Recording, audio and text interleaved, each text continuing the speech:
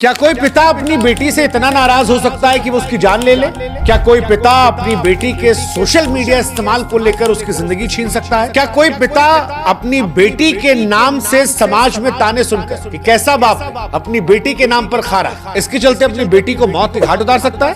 क्या कोई पिता वाकई में अपनी उस बेटी की जान ले सकता है जिसे उसने उड़ना सिखाया, चलना सिखाया, खेलना सिखाया? क्या किसी बेटी की कामयाबी पिता के लिए बोझ बन सकती है? क्या किसी बेटी का अपनी जिंदगी को जीना इतना बड़ा अपराध हो सकता है कि उसकी सजा मौत दे दी जाए अपने ही घर में, अपने ही पिता के द्वारा? ये वो सवाल है जिसने आज हिंदुस्तान को झकझोर के रख दिया। ये वो सवाल है जो आज हर हिंदुस्तानी के मन में है कि कोई पिता अपनी बेटी के सीने में कई सारी गोलियां कैसे उतार सकता है। लेकिन ये हुआ है।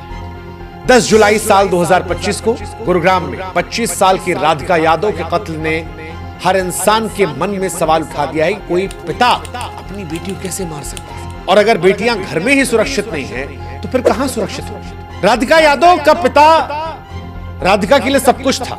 वो पिता जिसने राधिका को टेनिस का रैकेट थमाया, उसे खेलना सिखाया, उसके लिए एकेडमी खुलवाई, लेकिन एक रोज घर में किचन में पिस्टल उठाकर उसके सीने में गोलियां दाग दी। ये सिर्फ एक हत्या की कहानी नहीं है, बल्कि परिवार, समाज और सोच के टकराव की एक दर्दनाक दास्तान है। गुरुग्राम के वजीराबाद में 10 जुलाई सुबह 10:30 बजे एक धमाका हुआ।